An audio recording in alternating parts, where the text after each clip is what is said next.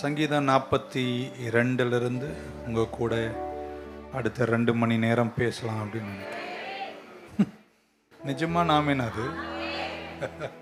Alright, so Psalm 42 and 2, Psalm 42, 2, as the deer, ஒன்றாம் வசனம், as the deer pants for the water brooks, so pants my soul for you, O God.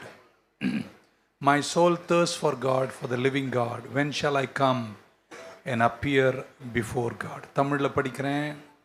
மானானது நீரோடைகளை வாஞ்சித்து கதறுவது போல தேவனே என் ஆத்துமா உம்மை வாஞ்சித்து கதறுகிறது. என் ஆத்துமா தேவன் மேல், ஜீவனுள்ள தேவன் மேலேயே தாகமாயிருக்கிறது. நான் எப்பொழுது தேவனுடைய சந்நிதியில் வந்து நிற்பேன். ஆமென். இதை தியானிப்போம். அந்த அடி மட்டும் ஒரு அடி பாடிடுறேன். Thank you Lord.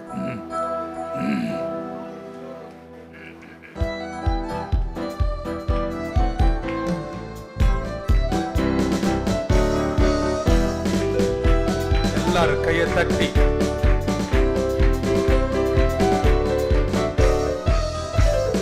மான்கள் நீரோடை வாஞ்சித்து கதரும் போல் தேவனே இந்த ஆத்துமா உம்மையே வாஞ்சித்து கதறுதே. தஞ்சமே நீ, என் அடைக்கலம் நீ, என் கோட்டையும் நீ, என்றும் காப்பி. தஞ்சமே நீ, என் அடைக்கலம் நீ, என் கோட்டையும் நீ, என்றும் காப்பி. கையை தட்டுமா? 1.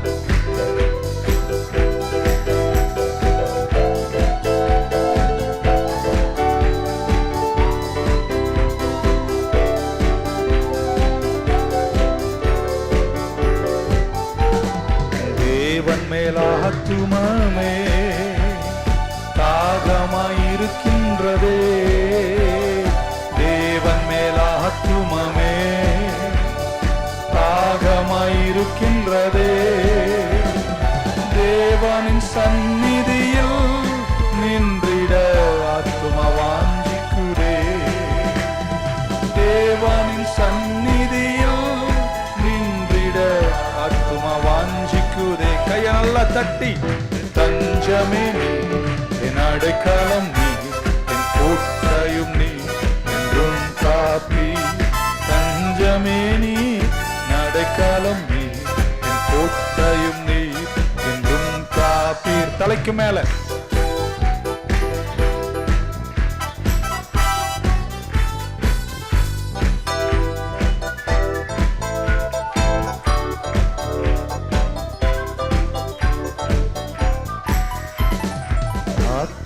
கலங்குவரே, நேசரை நினைத்திடுவார்.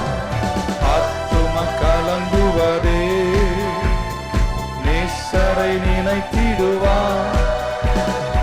அன்பரின் ரட்சிப்பினால் தினமும் துதித்து போற்றிடுவே. அன்பரின் ரட்சிப்பினால் தினமும் துதித்து போற்றிடுவே. தஞ்சமே நீ, தஞ்சமே நீ, என் அடைக்கலம் நீ, என் கோட்டையும் நீ, என்றும் காப்பி. என் தஞ்சமே நீ, என் அடைக்கலம் நீ, என் கோட்டையும் நீ, என்றும் காப்பி. தாவீது வனாந்தரத்துக்கு ஓடி போகிறான். He flees to the wilderness. அந்த இடத்தில் எழுதின சங்கீதம் தான் 42, 43. நான் நம்புகிறேன், அல்லது வேத அறிஞர்கள் நம்புகிறார்கள், ரெண்டுமே ஒரே சங்கீதம் தான். 42, 43. ஏதோ ஒரு காரணத்தால் அதை 2ஆக பிரித்திருப்பார்கள். மானானது நீரோடைகளை வாஞ்சித்து கதறுவது போல். ரொம்ப ஆழமான விஷயம் நான் பேச போகிறது. ஆனால் எனக்கு விளக்க நேரம் இல்லை. அதனால் நீங்கள் தூங்காமல் கேட்டிங்கன்னா நான் சடன்னு சொல்லி முடிச்சிருவேன். தூங்குனீங்கன்னா எனக்கு புரியும், உங்களுக்கு புரியாது. அதனால் கேளுங்கள். ஆமென். ஸோ மானானது நீரோடைகளை வாஞ்சித்து கதறுவது போல் என் ஆத்துமா உமக்காய் வாஞ்சிக்கிறது.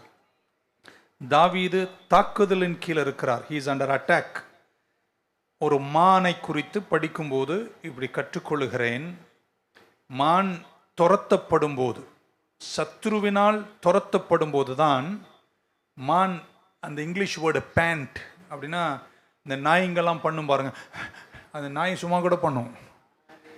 ஆனால் மான் சும்மா அப்படி பண்ணாதான், அது சத்ருவினால் துரத்தப்படும் போது தான் இட் பேண்ட்ஸ், அது அந்த அந்த அந்த செயலை செய்கிறது. It is chased by an enemy.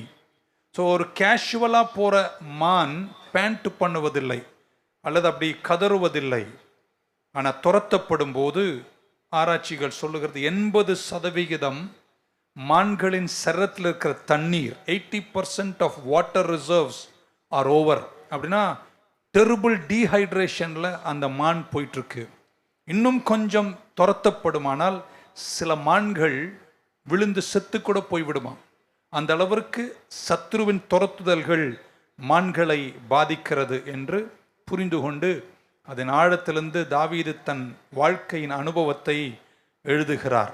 So சத்ரு துரத்தும் போது, சத்ரு கிட்ட ஓடும் போது அவர் சொல்றார், நான் எங்கே போகிறேன்? நீர் தடாகங்களை தேடுகிறேன்.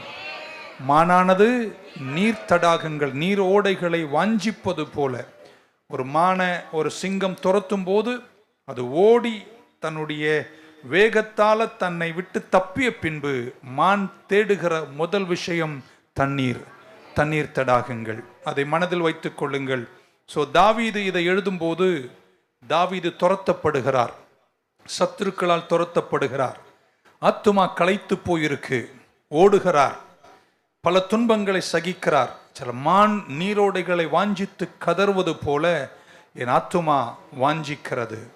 ஸோ என்னுடைய தாக்குதலின் நேரத்தில் நான் துரத்தப்படும் போது எனக்கு ஒரே ஒரு இடம், தண்ணீர் தடாகம்தான் என்னை திருப்தியாக்கி மீண்டும் வாழ வைக்கிறது. 4 விஷயங்களை உங்க கூட இன்னைக்கு பேசணும். நம்பர் 1, நீங்கள் பல நேரத்தில் இதயம் தோய்ந்து போகும்போது, கீழே படிச்சுட்டே வந்தீங்கன்னா நேரம் இல்லை, என் ஆத்துமாவே நீ எனக்குள் ஏன் தியங்குகிறாய், ஏன் கலங்குகிறாய் என்று அவர் எழுதுகின்ற பொழுது அவர் நீங்கள் என்ன புரிஞ்சுக்கணும்னா, யூ மஸ்ட் ரெக்கக்னைஸ், நம்பர் 1, நீங்களும் ஒரு யுத்தத்தில் தான் இருக்கிறீர்கள். உட்கார்ந்துருக்கீங்க, சர்ச்சில் எல்லாரும் பாடுறாங்க, உங்களால் பாட முடியல, இதயம் கலங்குகிறது, சிந்தனை கஷ்டப்படுகிறது, துன்பத்தை காண்கிறீர்கள், சேட் இமோஷன், ஒரு சேடு மெமரி அப்படின்னா நீங்கள் புரிஞ்சுக்கலாம். அதுக்கு அர்த்தம் என்னன்னா, நீங்களும் தாக்குதலுக்குள்ளாயிருக்கிறீர்கள், சத்ரு உங்களை துரத்துகிறான்னு அர்த்தம். 3ஆம் வசனத்தில் தாவீது சொல்கிறார், என் கண்ணீரே இரவும் பகலும் எனக்கு ஆகாரமாயிற்று, அவர்கள் நித்தமும் என்னை பார்த்து கேட்கிறார்கள், உன் தேவன் எங்கே? தாக்குதல், சத்ருவின் தாக்குதல். அவர்கள் அப்படின்றார், he uses the word they அப்படின்றார், எல்லாரையும் காட்டுகிறார், சத்துருக்களை காட்டுகிறார். 9-10 வசனத்தில் திரும்ப சொல்றார், என் சத்துருக்கள் தினமும் நித்தமும் என்னை கேட்கிறார்கள், உன் தேவன் எங்கே? தாவீதின் சத்துருக்கள் நிஜமான மனித சத்துருக்கள். உங்களுக்கும் எனக்கும் சத்துருக்கள் ஆவிக்குரிய சத்துருக்கள். நீங்க தோய்ந்து போறீங்க, கஷ்டப்படுறீங்க, துன்பப்படுறீங்க, மனம் சோர்ந்து போறீங்க, டிப்ரெஷன்ல போறீங்கன்னா இதை நீங்க லேசா எடுத்துக்க கூடாது. நீங்க புரிஞ்சுக்கணும், ஒரு சத்துரு உங்களை என்ன செய்யறான்? துரத்துறான்னு அர்த்தம். ஜெயிப்பேன்னு சொல்றவங்க ஆமேன்னு சொல்லுங்க பார்க்கலாம். நீங்க கர்த்தரை தேடுறீங்க, அவருக்காய் வாழ்றீங்க, எல்லாம் செய்றீங்க, ஆனால் மரண போராட்டங்கள், வேலை இழப்பு, குடும்பத்தில் சில பிரச்சனைகள், உங்க சத்துருக்கள் உங்ககிட்ட அல்லது உங்களுடைய சத்ரு உங்ககிட்ட கேட்குற கேள்வி, கடவுளை தேடினிய, அதிகாலையில் 5 மணி சர்வீஸுக்கு ரெகுலரா போனிய, இப்போ என்ன ஆச்சு, உன் தேவன் எங்கே என்று உன்னை கேட்கிற அளவிற்கு உன் மனம் தோய்ந்து போகும்போது நீங்க என்ன தெரியுமா புரிஞ்சுக்கணும்? அதை ஏத்துக்கிட்டு அப்படியே உட்காராதீங்க. நீங்க புரிஞ்சுக்கணும், நான் தாக்குதலுக்குள்ளா இருக்கிறேன். நீங்க தேட வேண்டிய முக்கியமான அடுத்த விஷயம் தண்ணீர் தடாகங்கள். முடிக்கும் போது அங்க முடிச்சிருவோம். So you need to recognize, number 1, that you are in a spiritual battle. Every time depression, இன்னைக்கு ஏன் சர்ச்சுக்கு போனோம், போய் என்ன கிடைச்சது அப்படின்னு உன் மனசு சொல்லுதுன்னா நீங்க புரிஞ்சுக்கணும், சத்ரு உங்களை தாக்க தொடங்கி இருக்கிறான், நீங்கள் அதை ஜெயிக்க வேண்டும். Amen. Number 1, realize you are in a battle. யுத்தத்தில் இருக்கீங்கன்னா அது நிஜம். ஆமென். It is real. It is real. அது நிஜமா இருந்தாலும் சத்ரு உங்களை தாக்கும் போது, சாத்தா உங்களை தாக்கும் போது இன்னொன்னு நீங்க புரிஞ்சுக்கணும், அது நிஜமா இருந்தாலும் அது பொய். ஆமென். அது நிஜமா இருந்தாலும் அது என்னங்க? பொய். அப்படின்னா அது ரெண்டுத்தையும் சேர்த்துட்டு அப்படி சொல்லலாம், அது நிஜமான பொய். பல விஷயங்களை உங்ககிட்ட வந்து சொல்லுவான். ஏன்னா சாத்தான் பொய்யனும் பொய்களுக்கு தந்தையுமாய் இருக்கிறான் என்று பைபிள் சொல்லுகிறது. when you are tired, when you are down, when you are under attack of the enemy, நிறைய நீங்க கோட்டை விட்டுருப்பீங்க, கஷ்டப்பட்டிருப்பீங்க, எல்லாமே முடிஞ்ச மாதிரி இருக்கும். அப்பொழுதுதான் சத்ருவனுடைய சத்தம் உங்கள் காதுகள் ஓங்கி கேட்கும், உன் தேவனாகிய கர்த்தர் எங்கே? அப்படிப்பட்ட நேரங்களில் தைரியமாய் விசுவாசி எழுந்து சொல்ல, ஏ சாத்தானே, நான் தேவ புள்ள, ஆண்டனி அப்படியெல்லாம் பேசக்கூடாது, என் தேவன் உன்னை கடிந்து கொள்ளுவாராக. கையை கொஞ்சம் அதிகார வரல நீட்டி சொல்லுங்க, சாத்தானே, நான் தேவனுடைய மீட்கப்பட்ட பிள்ளை, ஏன்ட்ட அப்படியெல்லாம் நீ பேச கூடாது, என் தேவன் உன்னை கடிந்து கொள்ளுவார். ஆக நல்லா கை தட்டி வராமேன்னு சொல்லுங்க பார்க்கலாம். குற்றம் சாட்டுவதில் சாத்தான் ரொம்ப தேறினவன். ஆமென். he is accusing you. அவன் எப்பவுமே சாட்சியை ப்ரொடியூஸ் பண்ணி இதுதான் நிஜம் என்று உங்களுக்கு காண்பிப்பான். மீண்டும் நான் சொல்லுகிறேன், நீங்கள் அவனை கர்த்தர்கிட்ட சொல்லி கடிந்து கொள்ள வேண்டும்.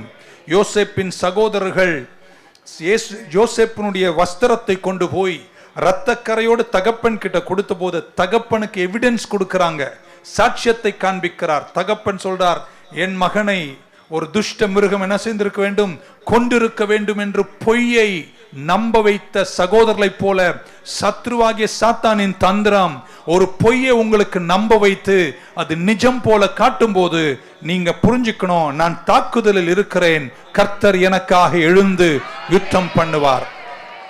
ஆமென். அவர் காலமெல்லாம் தன் மகனுக்காக, ஒரு மகனுக்காக அழுது புலம்பி வாழ்ந்தார் யாக்கோபு. நிஜமா அவர் மகன் மரிக்கவே இல்லைங்க, இல்லாத ஒன்றை இருப்பது போல் காண்பித்து தன்னை மடங்கடித்து சோர்வடைய செய்கிற சத்ருவின் தந்திரங்களை நீங்கள் ஜெயிக்க வேண்டும். இன்னைக்கு காலையில கூட உங்ககிட்ட சொல்லுவான், நீ சர்ச்சுக்கு போய் தான் உனக்கு என்ன, நீங்க சொல்ல, சாத்தானே, கர்த்தர் உன்னை கடிந்து கொள்வானாக, கர்த்தருடைய வீட்டுக்கு போவோம் வாருங்கள் என்று சொன்ன போது என் இதயம் மகிழ்ச்சி அடைஞ்சது. நல்லா இருக்கிற குடும்பம், 2 பேரும் சேர்ந்து, ஆமேன், 10 வருஷம் 20 வருஷம் நல்லா கல்யாணமா சந்ததிகளோடு வாழ்ந்துட்டு இருப்பீங்க. அழகா உள்ள நுழைஞ்சு உங்ககிட்ட சொல்லுவான், நீங்க 2 பேரும் சேர வாய்ப்பே இல்லை. எப்போ? 20 வருஷத்துக்கு அப்புறம் இருக்கீங்களாங்க. உடனே அந்த பொய்களுக்கு நீங்கள் என்ன செய்யக்கூடாதுங்க, தலை சாய்க்க கூடாது. நீங்க சொல்லணும், என்னை கர்த்தர் தான் இணைத்தார், ஆண்டவர் சேர்த்ததை மனுஷன் சொல்ல மாட்டீங்களோ? ஒரு ஆமீன் சொல்ல மாட்டீங்களா? ஆமென், ஹல்லேலூயா. நீங்க ஒரு யுத்தத்தில் இருக்கீங்க, அந்த யுத்தம் நிஜமானது. நீங்க சோறீங்க, உடைறீங்க, கலங்குறீங்க, நீங்க என்னென்னமோ பண்றீங்க, ஆனா உங்களால் அந்த விசுவாச நிறைவுல வர முடியலனா யூ ஆர் அண்டர் அட்டாக். ஒன்று அது நிஜம், 2 அது பொய், ஆனா அது நிஜமான பொய். ஆமென். ஸோ நம்பர் 1, நீங்க தாக்குதலுக்குள்ள இருக்கிறீங்கன்னா தான் சோர்வுகளும் கஷ்டங்களும் மனவேதனைகளும் உங்களை வாட்டிக்கொண்டே இருக்கும். அப்படிப்பட்ட நேரங்களில் நீங்கள் சத்துருவை நீங்க புரிஞ்சு கொள்ள வேண்டும், நான் தாக்குதலுக்குள்ள இருக்கிறேன், ஆனால் கர்த்தர் என்னோடு இருக்கிறார்.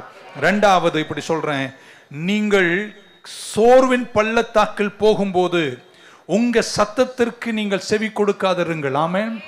நீங்க உற்சாகமா இருக்கும்போது உங்கள் சத்தத்தை கேளுங்கள். நீங்க சோர்ந்து போகும்போது நீங்க சொல்றத நீங்க கேட்காதீங்க. ஏற்கனவே டிப்ரெஷன்ல இருக்கீங்க.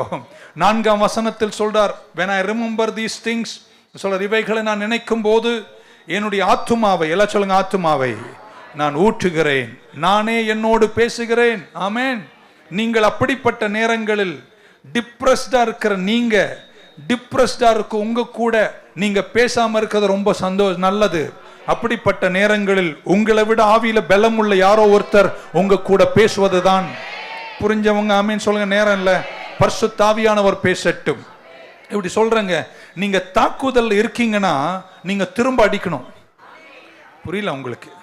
என்ன நல்லா பாருங்களேன், தூங்காம உங்க தாக்குதல் இருக்கீங்கன்னா நீங்க திரும்ப என்ன செய்யணுங்க? நான் சொல்றேன், யாரை போய் தாக்கிட்டு போறீங்க இல்லைங்க. என் மனம் சோறுகிறது, நான் கஷ்டப்படுகிறேன், உற்சாகம் என்னை விட்டு போயிட்டு என்னால தேவனை துதிக்க முடியல என்ற நிலை வரும்போது, இது யார், இது என்ன காரணம்? தாக்குதலுக்குள்ளாயிருக்கீங்க. தாக்குதலுக்கு உள்ளாயிருக்கீங்கன்னா நீங்க திரும்ப தாக்கணும். அப்படின்னா சிலருக்கு சந்தோஷம், யார் மூக்க உடைக்கலாம் இல்ல, அப்படி சொல்லல. அப்பதாங்க நீங்க புரிஞ்சுக்கணும், எனக்கு இந்த மனசோர்வுக்கே காரணம் சாத்தான் என்ன தாக்குறான். அப்போதாங்க உங்க வர்ஷிப் சீடி எல்லாம் எடுக்கணும். வீட்டில் ஆராதனைய போடுங்க, நீங்களும் ஆராதிங்க, வாயை திறந்து பேசுங்க, கொஞ்சம் பிரசங்கத்தை கேளுங்க, கொஞ்சம் உற்சாகத்தை படுங்க, திரும்ப அடிங்க. படுத்தா அப்படியே படுத்து கிடக்க வேண்டிதான். அப்படியே நினைச்சுக்கிட்டு சோர்விலே படுத்து கிடப்பது இல்லங்க. சாத்தான் தாக்குறான்னு தெரிஞ்சா திரும்ப தாக்கணுங்க. ஆனா ஏதாவது ஒண்ணு போட்டு ஒரு மணி நேரம் ஆராதனை உங்க வீட்டுல நடக்கட்டும். நீங்களும் நடந்தும் எழுந்தும் துதிந்தும் பக்க சொல்ல. ஏன் சும்மா இருக்கிற? அவன் தான் தாக்குறான்னு தெரியுதுல, திரும்ப என்ன செய்யுங்க? அடிக்க மாட்டீங்க. அதான் அவன் மேல அவ்வளவு பாசம் பாருங்க. நீங்க ஆராதனை, வார்த்தை, ஜெபம் என்று திரும்ப எழுந்து அவனை நீங்க தாக்குனீங்கன்னா அடுத்த 6 மாசம் நிம்மதியா இருப்பீங்க. ஒரு சொல்ல மாட்டீங்களா?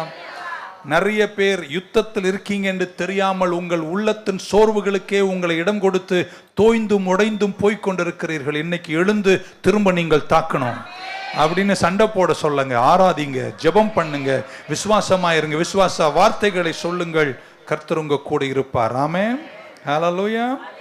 மனிதர்களாகிய நம்மை கர்த்தர் உருவாக்கும் போது நம்ம நிறைய ஃபீலிங்ஸ் எல்லாருக்குமே இருக்கு, உணர்வுகள் இருக்கு. நீங்களே சோர்ந்து போகும்போது உங்கள் ஆத்துமாவின் உணர்வுகள் உங்களோடு பேசாமல் இருப்பது நல்லது.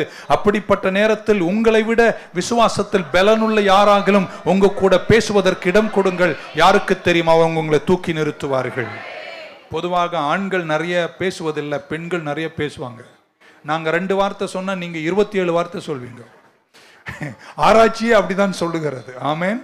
ஸோ ஃபீலிங்ஸ் நிறைய இருக்கு. பட் நீங்க அப்படிப்பட்ட நேரங்களில் திரும்பி அடிக்க ஆராதனையால், ஜெபத்தால், வார்த்தையால் நீங்கள் செய்ய வேண்டும். நம்பர் 3, மூன்றாவது, உங்ககிட்ட பேசுங்க. ஆமென். இப்போதானே பேச வேண்டாம்னு சொன்னீங்க அப்படின்றீங்க. சோர்ந்து போயிருக்கும் போது உங்ககிட்ட என்ன செய்யாதீங்க, நீங்க பேசாதீங்க. இப்போ மூன்றாவது இப்படி சொல்றேன், நீங்க உங்ககிட்ட பேசுங்க. ஆமென். அவர் சொல்றார், ஐ pour out my soul, என் ஆத்துமாவை நான் ஊற்றுகிறேன். அந்த ஆத்துமா எல்லாம் சொல்லுங்க, ஆத்துமா. இங்கிலீஷ்ல சோல் என்ற வார்த்தை இப்போ ஒரு ஆழம் அங்க இருக்கு, நீங்க புரிஞ்சுக்கணும். சோல் என்பது என்னுடைய மைண்ட், என்னுடைய இமோஷன்ஸ், என்னுடைய சிந்தனை, என்னுடைய உணர்வுகளின் மையம் கொண்ட இடம் தான் ஆத்துமா. ஆமென். அங்கதான் உங்க பிரச்சனையே, அங்கதான் உங்க உணர்வுகளே, உங்க ஃபீலிங்ஸ் தான் உங்க ப்ராப்ளம். நீங்க மனசோர்வு அடையும் போது உங்கள் ஆத்துமா உங்களுக்கு சொல்வதை நீங்கள் கேட்காம இருங்க. ஆமென். உங்களுக்கு அது வேண்டாதெல்லாம் சொல்லும். சிலருக்கு என்ன சொல்றது, போய் தொங்கிடுன்னு சொல்லும். நீங்க அதை சொல்றதெல்லாம் நீங்க என்ன செய்யக்கூடாதுங்க, செய்ய கூடாதுங்க. உங்க ஆத்துமா உங்க ஆவி கிட்ட பேசக்கூடாது, உங்க ஆவி உங்க ஆத்துமா கிட்ட பேசணும். இருக்கீங்கன்னு நினைக்கிறேன். தாவீது இப்படி சொல்றார், என் ஆத்துமாவே நீ எனக்குள் ஏன் தீங்குகிறாய்? My soul, why are you cast down? Why are you disquieted within me? 5ஆம் வசனம் சொல்றார், எனக்குள் ஏன் தீங்குகிறாய், எனக்குள் ஏன் கலங்குகிறாய். அந்த cast down என்ற வார்த்தைக்கு லிட்ரலி அதுக்கு அர்த்தம் depressed, press down, push down, cast down, depressed அப்படின்னா சத்ரு உன்னை கீழே தள்ளுகிறார். அந்த டிஸ்குவைட்டட் என்ற வார்த்தைக்கு ஆங்கிலத்தில் அர்த்தம் பார்த்தா டு ரோர் ஆர் டு குரோல், ஒரு முறுமுறுப்போடு கூட என் ஆத்துமா காணப்படுகிறது. இந்த இப்படிப்பட்ட நேரங்களில் உங்க ஆத்துமாவை உங்க கிட்ட பேச, உங்க உணர்வுகள் உங்க கிட்ட பேச அனுமதிக்காமல் உங்க ஆவி உங்க கிட்ட பேச, உங்க வசனம் நிறைந்த மீட்கப்பட்ட ஆவி உங்கள் ஆத்துமாவோடு பேசுவதற்கு நீங்கள் பயிற்சி செய்தால் ஆமென்லாம் வராது. ஒரு வசனத்தை காட்டுகிறேன். 131ஆம் சங்கீதம் 2ஆம் வசனம், Psalm 131:2 இப்படி வாசிக்கிறோம். Surely I have calmed and quieted my soul like a weaned child with his mother, like a weaned child is my soul within me. என்ன சொல்றாரு, என் ஆத்துமாவை நான் அமைதிப்படுத்துகிறேன். என் ஆத்துமா எனக்கு எப்படி இருக்குன்னா, பால் குடிக்கிற குழந்தையை போல, அப்படி சொல்றார், பால் மறந்த குழந்தையை போல என் ஆத்துமா இருக்குது. நீங்க சிலர்லாம் பால் குடிக்கிற குழந்தையை போல உங்க ஆத்துமா இருக்கு. இன்னைக்கு உங்களை பிரிக்க வேண்டிய நேரம் வந்துச்சு. ஒன்னும் புரியாது உங்களுக்கு, விளக்க நேரம் இல்லைங்க. ஒரு ஆமீன் சொல்லுங்க பார்க்கலாம். சோ என்ன சொல்றார், குழந்தை பால் குடிக்குதுன்னா அந்த குழந்தைய பால் குடி மறக்க செய்வார்கள் அப்படின்னு ஒரு பழக்கம் இருக்கு பாருங்க. ஏன்னா இது வரைக்கும் நீ பாலை குடிச்சிட்டு இருந்த, இன்னில இருந்து கொஞ்சம் பிரியாணி சாப்பிடணும். பவுல் சொல்றார், இதுவரைக்கும் நீங்கள் பால் உண்டீர்கள், இனி உங்களுக்கு நல்ல ஆகாரத்தை நான் தர வேண்டும் என்று சொன்னது போல. ஆமென். இந்த பால் குடிக்கிற குழந்தைய பால் மறக்க செய்யும் போது அது அழுவும், அது சத்தம் போடும், அது உணர்வுகள் ஹையா இருக்கும், கைய கால அடிக்கும், அது வேண்டாததெல்லாம் பண்ணும். ஏன்னா அது உணர்வுகள் ரொம்ப ஹையா இருக்கும். பவுல் சொல்றார், உனக்கு இனி இந்த பால் உதவாது, உனக்கு நல்ல சாலிட் ஃபுட் வேண்டும் என்று சொல்லுகிறார். சோ சோலிஷ் பீப்புள், ஆத்துமாவுக்கே இடம் கொடுத்து வாழ்கிற நீங்க ஒன்னு புரிஞ்சுக்கணும். உங்க ஆத்துமாவை ஆண்டவருக்கு அமைதிப்படுத்தி, உங்க ஆத்துமா உங்களுக்கு சொல்லாதபடிக்கு உங்க மீட்கப்பட்ட ஆவி உங்க ஆத்துமாவுக்கு சொல்ற அளவிற்கு, இன்னைக்கு பால் குடியை மறக்க செய்கிற அளவிற்கு கர்த்தர் உங்கள் ஆத்துமாவை பிரித்தெடுத்து உங்களோடு கூட பேசுவாராக. புரியல? இந்த குழந்தைங்க 3 வயசு 2 வயசு ஒன்னா சேர்ந்துருக்கு. இப்போதான் பிறந்து 2 வயசு இருக்கீங்களா உயிரோட? பார்த்துருக்கீங்களா? அதை நான் உங்களை ஒரே ஒரு கேள்வி, எல்லா குழந்தையும் ஒன்னாவா இருக்கு? நான் பார்த்துட்டே இருக்கேன். ஒன்று அதை அடிக்குது, ஒன்று அழுவுது. அது இதை திரும்ப அடித்தா இது சிரிக்குது. எனக்கு என்ன ஆச்சரியம்னா 20ம் 2 வயசு தான். இருக்கீங்களா? 20 குழந்தையும் 2 வயசு தான். ஆனால் ஒன்னொன்னும் ஒரு பர்சனாலிட்டி. ஒன்று நீங்கள் சிந்திக்கவே மாட்டீங்க. Each one is a personality. ஒன்று இது 2 சண்டை போடுறத பார்த்துட்டு அது கிக்கின்னு சிரிக்குது. ஒன்னொன்னையும் பார்த்தீங்கன்னா தாயின் கருவில் உருவாகும் போதே அந்த குழந்தை ஒரு பர்சனாலிட்டிங்க. அது ஒரு தனித்தன்மையோடு அது பிறக்குது. அதுக்குன்னு ஒரு சுபாவம் இருக்குதுங்க. ஒன்று மூர்க்கமா பிறக்குது. ஏன் அப்படின்னு தெரியல எனக்கு. பெற்றோரை தான் ஆராய்ஞ்சு பார்க்கணும். ஒன்று அமைதியா இருக்கு, ஒன்று எக்கேடா கேட்டு போ நான் விளையாடிக்கிறேன்னு ஓரமா உட்காந்துருக்கு. ஒன்னொன்னும் ஒரு பர்சனாலிட்டி. என்ன காரணம் நமக்கு ஆராய்ச்சி செய்யணும். ஸோ இந்த பிள்ளைகளை பார்க்கிறேன். பர்சனாலிட்டி எப்போ உருவாச்சுங்க? தாயின் கருவிலேயே பர்சனாலிட்டி உருவாயிடுது. இதுக்கு ஒரு 40 வயசு ஆகும்போது ரட்சிக்கப்படுது. எத்தனை வயசுங்க? ஓகே, நம்மளை கடவுளை எப்படி பிரிச்சுக்கிறார்? 3ஆ பிரிச்சுக்கிறார். ஆவி, ஆத்துமா, சரீரம். ஆமென். இந்த ஆத்துமா சோல் இருக்கு பாருங்க, அதான் தாவீது சொல்ற அந்த உணர்வுகள், இது எப்போ உருவாச்சா? தாயின் கருவிலே உருவாச்சு. இப்போ உங்களுக்கு எத்தனாவது வயசு? சும்மா சொன்ன 40 வயசு. 40வது வயசுல ஆண்டவரே என்னை நான் தத்தம் செய்கிறேன் அப்படின்னு அர்ப்பணிச்சு கர்த்தர்கிட்ட வர்றீங்க. நீங்க ஆண்டவர்கிட்ட உங்க ஆவி வந்துடுச்சு, ஆத்துமா இன்னும் அதே பர்சனாலிட்டியில தான். இவன் நல்லா கேட்டுக்கோங்க, உங்களுடைய ஆத்துமாவை விட, உங்க ஆவியை விட உங்க ஆத்துமாக்கு வயசு அதிகம். ஒன்றும் உயிரோடு யாருமே இல்லைன்னு புரியும். இப்படி சொல்லாமா? நீங்கள் 40 வயசு, ஆமேன், 40வது வயசில் ரட்சிக்கப்படுறீங்க அப்படின்னா உங்கள் ஆத்துமா எப்போ உருவாச்சுங்க? தாயின் கருவிலே உருவாயிடுச்சு. அதுக்கு கை அடிக்கிறது, சண்டை போடுறது எல்லாம் அது உள்ளே வந்திருக்கு. அது பிறந்ததுக்கு அப்புறம் அது எங்க கிரச்சுக்கு போகும்போது அது அப்படிதான் இருக்குது. டீச்சர் சொல்றாங்க, அது என்னன்னு தெரியல அம்மா, உங்க குழந்தை அவ்வளோ கலாட்டா பண்ணுது. நாங்கள் எதுவும் பண்ணலங்க, அது கருவிலேயே பர்சனாலிட்டியோட தான் வருது. அதுக்கப்புறம் அது அடிபட்டு கிடிப்பட்டு 40 வயசுல நியூ லைஃப் சர்ச்ல வந்து ரட்சிக்கப்பட்டு இப்ப சொல்லிட்டு, இப்பதான் கிறிஸ்துவுக்குள் மரித்திருந்த என் ஆவி இப்ப என்னாச்சுங்க? உயிர்ப்பிக்கப்பட்டு உன்னதங்களில் வீட்டிருக்க எனக்கு இனி மீட்பை நான் அடைஞ்சிருக்கிறேன். ஆவி மீட்கப்பட்டது இப்பதான். ஆனா ஆத்துமா உருவானது தாயின் கருவிலேயே. இப்ப யார் சீனியரு? என்ன அறிவு நீங்க? அப்ப அந்த சீனியரா இருக்கிற ஆத்துமா சொல்றதுதான் இந்த ஆவி செய்கிறது. எப்பவுமே பைபிள்ல கூட ஒரு பேட்டர்ன் இருக்கு பாருங்க. இஷ்மவேல், ஐசக். ஐசக் 2வது பிறந்தவர். ஆனா ஐசக் தான் ஆள வேண்டும் என்று கர்த்தர் விரும்புகிறார். இருக்கீங்களாங்க? யோசேப்பின் சகோதரர்களை விட யோசேப்பு தான் கடைசி. ஆனா யோசேப்பு தான் ஆள வேண்டும் என்று கர்த்தர் விரும்பினார். இப்படி கெட்ட குமாரன் இருக்கும்போது மூத்த குமார் இருந்தாலும் கெட்ட குமாரன் தான் ஆள வேண்டும் என்று தகப்பன் விரும்பினார் என்பது போல உங்க ஆத்துமா சீனியரா இருந்தாலும் உங்க ஆவிதான் ஆள வேண்டும் என்பது. இருக்கீங்களா? சோ உங்களுடைய ஆவி உங்க கூட பேசணும். உங்க ஆத்துமா சொல்றதெல்லாம் நீங்க செய்ய, அது என்னென்னமோ சொல்லுங்க. இப்ப கூட உட்கார்ந்துட்டு அப்படியே பசி வரும் பாருங்க, முடியா போனோம் என்று சொல்வது உங்க ஆவி அல்ல, உங்களுடைய ஆத்துமா. ஆத்துமாவுடைய செயல்கள் ஆழமா உன்னை அழுத்தும் போது நீங்க ஆத்துமா சொல்றதெல்லாம் நீங்க என்ன செய்யக்கூடாது?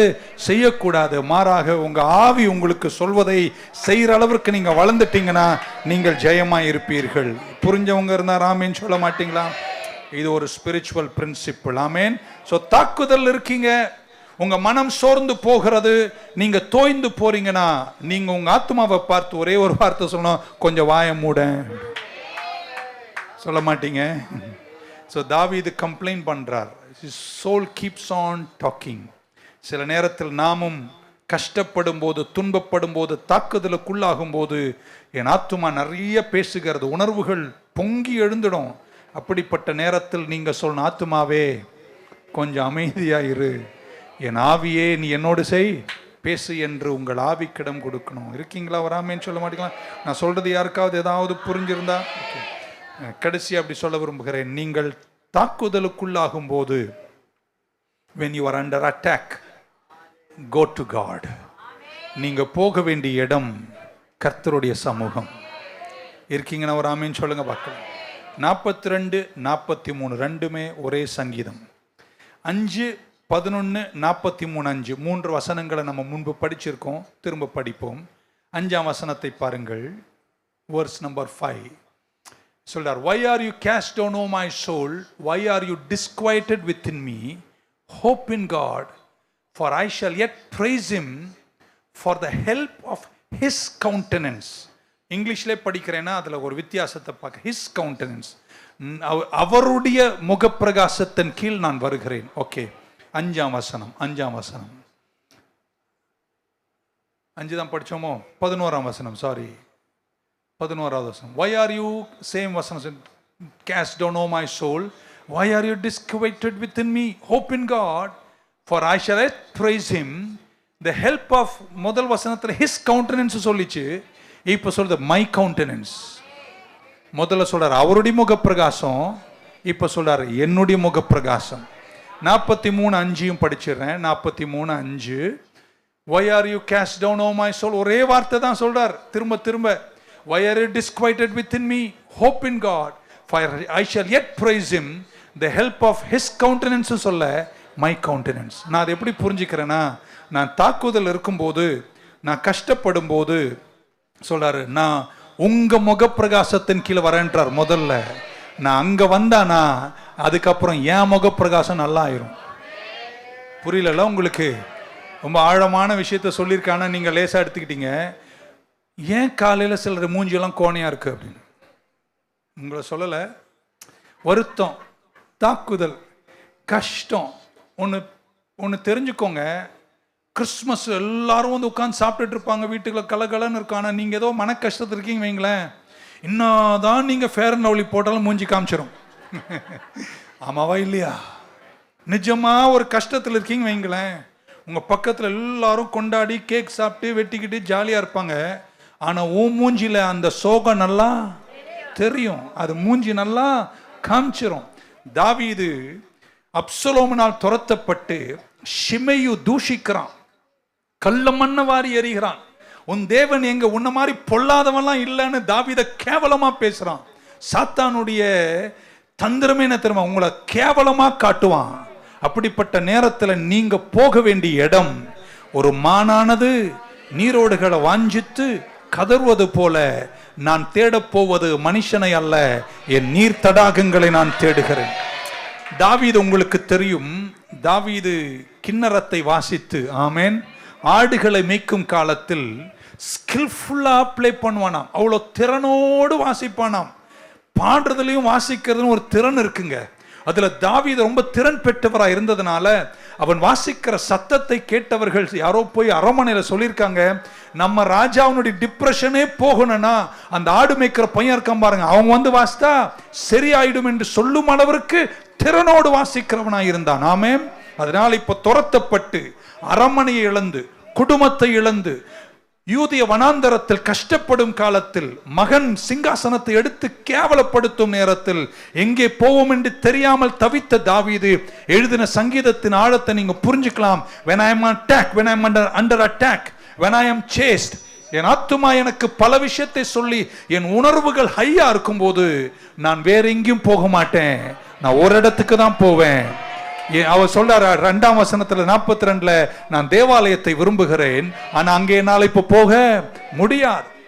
நீங்க தேவாலயத்துக்கு கூட வர முடியாத அளவிற்கு உங்களுக்கு பிரச்சனை இருக்கும் போதும், நீங்க தேவாலயத்துல மட்டுமல்லங்க பிரசனம், நீங்க இருக்கிற இடத்திலேயே தேவனை தேடுகிற பிரசன்னத்தை நீங்க நாடுவீங்கன்னா அங்கே கர்த்தர் உங்களை சந்திப்பார். ஒரு மானானது நீரோடுகளை வாஞ்சித்து கதறுவது போல என் ஆத்துமா உம்மை வாஞ்சிக்கிறது. ஆமேன் சொல்ல மாட்டீங்களா? ஹல்லேலூயா. சில நேரம் நான் ரொம்ப ரொம்ப ஒரு கலக்கம் ஏதோ ஒன்று இருக்கும் பாருங்க. அன்னைக்கு என்கிட்ட ஜெபிக்க வர நிறைய பேர், என்னையா டயர்டாக இருக்கீங்களா அப்படின்னு. டயர்டெல்லாம் இல்லை, உள்ள நல்லா இல்லை என்ற முகம் எடுத்து காட்டக்கூடிய நிலைமை பார்த்திருக்கிறோம். we are humans, we have emotions. நம் மனிதர்கள், நமக்கு ஆத்துமாயிருக்கு, உணர்வுகள் இருக்கு. ஆனா தாக்கப்படும் நேரத்தில், மனம் சோர்ந்து போகும் நேரத்தில், உள்ளம் உடைக்கப்படும் நேரத்தில் நீங்க போக வேண்டிய ஒரே இடம் கர்த்தருடைய திரு சன்னிதானம். அங்கே போய் நிற்பீர்களானால் கர்த்தர் உங்களை ஆசீர்வதிப்பார். அவர் சொல்றார், நான் ஜெருசலேமில் இருக்கும்போது நான் கர்த்தருடைய வீட்டுக்கு போவேன். இப்பொழுது என் குடும்பத்தை இழந்திருக்கிறேன், என் சிங்காசனத்தை இழந்திருக்கிறேன். அதை கூட கவலைப்படல தாவீது. தன் சங்கீதத்தில் தேவாலயம் போக முடியலையே என்ற ஏக்கத்தை வெளிப்படுத்துகிறான். எத்தனை பேர் இன்னைக்கு அப்படி இருக்கீங்க? யாரா இருந்தா ஒரு ஆமேன்னு சொல்லுங்க பார்க்கலாம். நீங்க தேவனுடைய பிரசன்னத்தில் தனியாக இருந்தாலும் நீங்கள் அவருடைய சமூகத்தில் சென்று பாடலோடு, மீண்டும் உங்க மியூசிக்கோடு. எத்தனை பேர் தெரியும், தேவனுடைய சமூகத்தில் பிரசன்னத்தில் பிரவேசிப்பதற்கு முறுமுறுப்பு செல்லாது. உங்க உணர்வு பேசும் பரிதாபங்கள் உங்களை தேவனுடைய பிரசன்னத்துக்குள் கொண்டு போகாது. நீங்கள் என் ஆத்துமாவே ஏன் கலங்குகிறாய், ஏன் பிறந்தாய் மகனே, அது உங்களை சேர்க்காது. மாறாக உங்களை எது தெரியுமா, தேவ பிரசன்னத்தில் எங்க இருந்தாலும் யூதிய வனாந்தரத்திலும் சேர்க்கும். அவர் வாசல்களில் துதியோடும், அவர் பிராகாரங்களில் புகழ்ச்சியோடும், நன்றி செலுத்துதலோடும் நீங்கள் வருவீர்களானால் நீங்கள் தேவ பிரசன்னத்தில் பிரவேசிக்கிறீர்கள். மன கஷ்டத்தின் நடுவில் தேவ பிரசன்னத்தை உணரணும்னா கம்ப்ளைண்ட் ஆஃப் பண்ணிட்டு துதிய கையில் எடுங்க. நீங்க தேவ சமூகத்தில் வருகிறீர்கள். ஒரு ஆமேன் சொல்ல மாட்டீங்களா? 3 முறை சொல்லுவேன். கஷ்டத்தில் இருக்கிறவங்களா ஒரு ஆமேன் சொல்லுங்க பார்க்கலாம். பரவாயில்ல, சொல்லுங்க, ஆமேன் சொல்லுங்களேன். கஷ்டத்துல இருக்கீங்களா? ஒன்னு சொல்லுங்களேன், நன்றி இயேசுவே, நன்றி பிதாவே, இயேசுவே உமக்கு நன்றி, என்னாலுமே நான் துதிப்பேன். அப்படி ஒரு 4 வார்த்தை எடுத்து சொல்ல தொடங்குங்க. ஒரு சீடிய போடுங்க, ஆராதனை பண்ணுங்க. உங்களை தாக்குறவனை திரும்ப தாக்குங்க. சிலர் சோர்வுல இறங்கிட்டு அதுல இருந்து வெளியே வர்றதே கிடையாதுங்க. அப்படியே உட்கார்ந்து யோசித்து யோசித்து யோசித்து சாம்பல்ல போய் சாம்பலாவே மாறி விடுகிறீர்கள். சாம்பல் இருக்கீங்களோ, தூசியில் இருக்கீங்களோ, தூசியை தட்டிட்டு கிண்ணறத்தை கொஞ்சம் கையில எடுங்களேன். மான்களேன்னு உங்களை கூப்பிடும். ஆமேன்னு சொல்ல, மான்களே, நீ துரத்தப்படும் போது, நீ கஷ்டப்படும் போது, உன் உள்ளம் உடையும் போது நீ தேட வேண்டியது எங்கெங்க? மான்கள் துரத்தப்படும் போது அது முதலில் துரத்தப்பட்ட பின்னாடி தேடுகிற முதல் விஷயம் நீர் தடாகத்தை தேடுகிறது. எத்தனை பேர் தண்ணீர் அண்டை வருவீர்கள், தேவ பிரசன்னத்தை தேடுவீர்கள். அங்க வந்தீங்கன்னா ஒரு அலையில சொல்ல மாட்டீங்களா? வச்சுக்கலாமா? எழுந்து கூட நிக்க பலன் இல்லாதவர்களுக்கு உள்ளம் சோர்ந்து போகும்போது உங்க வீட்டில் இருக்கிற டிவிலையோ டேப் ரெக்கார்ட்லயோ ஒரு மியூசிக், நல்ல ஒரு ஆராதனை பாடலை போட்டு ஒரு 1/2 மணி நேரம்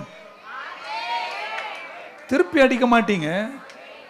அப்படியே உட்காந்து அடுத்த வாரம் பாஸ்டர் என் தலை மேல கைய வச்சு நீங்க திரும்பி அடிக்கணும். பாடலால், ஆராதனையால, வார்த்தையால.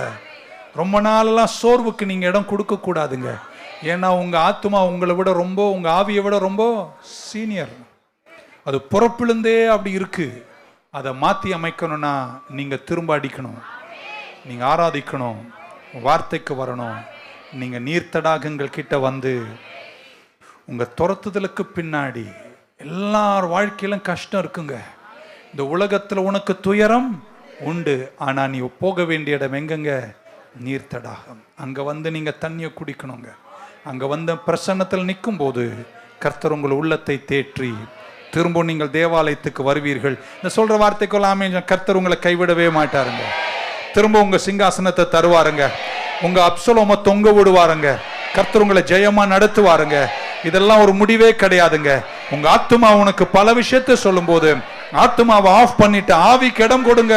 வெற்றி நிச்சயம், விடுதலை சத்தியம், கர்த்தரனை நடத்துவார்னு சொல்றவங்க மட்டும் கையை தட்டி நல்லவர் ஆமென் சொல்ல மாட்டீங்களா? ஹல்லேலூயா, ஆமென். தேவ பிரசன்னத்தால நிறைஞ்சிருங்க. பக்க சொல்லுங்க, தாக்கப்படுகிறியா? கொஞ்சம் தண்ணிய குடி. நான் சொல்றேன்னு வாட்டர் பாட்டில கொஞ்சம் குடிச்சுக்கோங்க, பரவாயில்ல. அதை விட முக்கியமா தேவனுடைய சமூகம். தாவீதின் வாழ்க்கை ரொம்ப அவ்வளவுதாங்க. எல்லா தாக்குதலுக்கு பின்னாடி அவன் எங்க தெரியுமா போய் நிப்பான்? கர்த்தருடைய சமூகம்.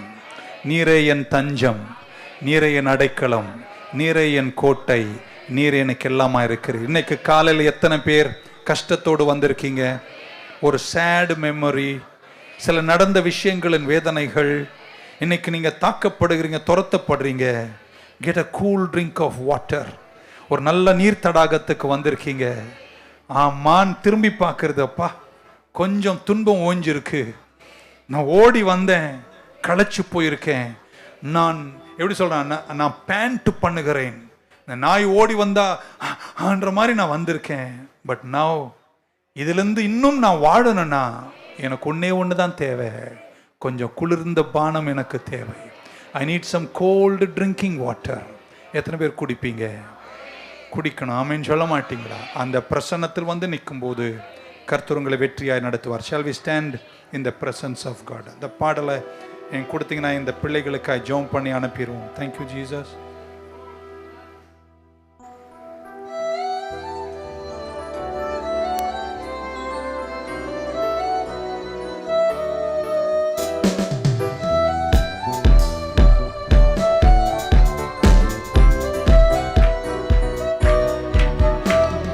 தேவரீர் பகற்காலத்தில் கிருபையை தருகின்றீ, தேவரீர் பகற்காலத்தில் கிருபையை தருகின்றீ, இரவினில் பாடும் பாட்டு எந்தன் வாயினில் இருக்கின்றது, இரவினில் பாடும் பாட்டு எந்தன் வாயினில் இருக்கின்றது. தஞ்சமே தஞ்சமே நீ, கரங்களை உயர்த்தி, என் கோட்டையும் நீ என்றும் காப்பி, தஞ்சமே நீ என் அடைக்கலம் நீ, என் கோட்டையும் நீ என்றும் காப்பி, மான்கள் நீரோடை வாஞ்சித்து கதரும் போல் தேவனே, என் ஆத்துமா உம்மையே வஞ்சித்து கதறுதே. கரமுயர்த்தி one last time. தஞ்சமே நீ என் அடைக்கலம் நீ, என் கோட்டையும் நீ என்றும் காப்பி, என் தஞ்சமே நீ என் அடைக்கலம் நீ என்றும் காப்பி. மெல்ல அதை வாசிங்க, அப்படியே கையை உயர்த்துங்க பார்க்கலாம். எத்தனை பேர் இன்னைக்கு நீர் தடாகத்துக்கு வந்திருக்கீங்க? Get some cool water today. எவ்வளோ துன்பங்கள், எவ்வளோ துரத்துதல்கள், எத்தனை மனசோகங்கள். கண்ணை மூடி கையை உயர்த்தும் போது எத்தனை பேர் சொல்லுங்க, ஆவியானவரே இந்த வார்த்தைகள் மூலம் நீங்க என் கூட என்ன சொல்றீங்க? நீங்க சொல்வதை செய்யதானே நாங்க வந்தோம். கஷ்ட காலங்கள், கஷ்டமான நினைவுகள், சேட் மெமரிஸ், இதெல்லாம் நடக்காம இருந்தா என் வாழ்க்கையில நல்லா இருந்திருப்பேனே என்று நினைக்கும் சில சோக சம்பவங்கள். அப்படிப்பட்டு சத்ரு அதை பயன்படுத்தி உங்களை துரத்தும் போது எத்தனை பேர் கையை உயர்த்தி அவர் சமூகத்தில் வந்து, என் தஞ்சமே நீ, என் அடைக்கலம் நீ, கோட்டையும் நீ என்றும் காப்பி, என் தஞ்சமே நீ, என் அடைக்கலம் நீ, என் கோட்டையும் நீ. என்ன எப்படி என் வாழ்க்கையில நடந்திருந்தாலும் பரவாயில்ல. I have lost my throne, I have lost my family, I have lost everything, but I have only one thing now. I'm going to pick up my harp. நான் நினைக்கிறேன் தாவீது ஒரு வேலைக்காரனை கூப்பிட்டு சொல்லு, அந்த கிண்ணறத்தை கொஞ்சம் எடுறா சீக்கிரம், மனம் சோர்ந்து போயிருக்கிறேன். ஓடிக்கொண்டு அந்த கையில கொடுத்த உடனே கிண்ணறத்தை வாசித்து கர்த்தரை துதிக்க தொடங்கினானோ இல்லையோ, நீர்த்தடாக தண்டை வந்து நிக்கிற பாக்கியத்தை கர்த்தர் கொடுத்த போது அவன் சொல்றான், இப்போ நான் தேவ பிரசன்னத்தை உணர்கிறேன், கர்த்தருடைய கிருபை உணர்கிறேன், கர்த்தர் என்னை கைவிட மாட்டார், என்னை கர்த்தர் மீண்டும் உயர்த்துவார். நான் அவர் சமூகத்தில் வந்து நிற்கும் போது அவர் முகப்பிரகாசத்தை முதல்ல தரிசிச்சா என் முகப்பிரகாசத்தை கர்த்தர் மாற்றுகிறார். எத்தனை பேர் நம்புறீங்க? இன்னைக்கு கர்த்தர் உங்கள் ஆவியோடு பேசுவார். உங்கள் ஆவி உங்கள் ஆத்துமாவோடு பேச, உங்கள் உணர்வுகள் மேல் ஆளுகை உள்ளவர்களாய் நீங்கள் ஜெயமா இருப்பீர்கள். கடைசி 2 கரங்களை உயர்த்தி முடிப்போமா? என் தஞ்சமே நீ, என் அடைக்கலம். Thank you Jesus. We come to your courts with praise and thanksgiving. காப்பி என் தஞ்சமே நீ, என் அடைக்கலம் நீ.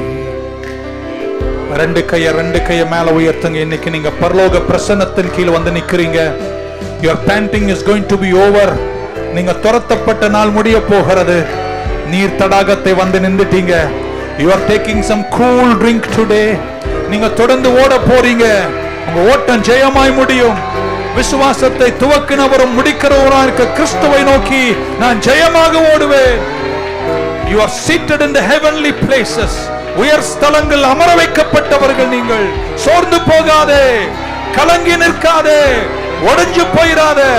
அவர் முக பிரகாசத்தின் கீழ் வா. உன்முக பிரகாசத்தை கர்த்தர் மாற்றுவார். நீ கவலைப்பட்ட எல்லா விஷயமும் சீக்கிரம் ஜெயமா முடியும். When you are under attack, get some water. That is what David is saying. One last time கரங்களை உயர்த்தி, என் தஞ்சமே நீ, என் அடைக்கலம் நீ, என் கோட்டையும் நீ, என்றும் காப்பி என் தஞ்சமே நீ, அடைக்கலம் நீ, என் கோட்டையும் நீ, என்றும் காப்பி. அப்பா, எங்க பிள்ளைகள் வீடுக்கு போறாங்க.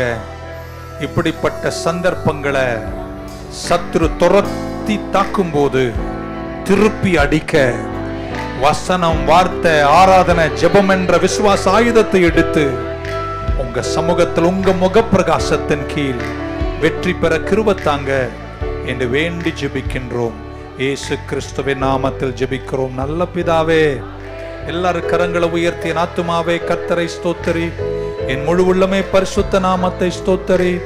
என் ஆத்துமாவே கர்த்தரை ஸ்தோத்தரி, அவர் செய்த சகல உபகாரங்களையும் மறவாதே. கர்த்தராகிய இயேசு கிறிஸ்துவின் கிருபை, பிதாவாகிய தேவனுடைய அன்பு, பரிசுத்த ஆவியானுடைய ஐக்கியம் நம் அனைவரோடும் இன்றும் என்றும் சதா காலங்களிலும் நிலைத்தே இருப்பதாக. என் தஞ்சமே நீ, என் அடைக்கலம் நீ, என் கோட்டையும் நீ, காப்பி என் தஞ்சமே நீ, என் அடைக்கலம் நீ, என் கோட்டையும் நீ, என்றும் காப்பி.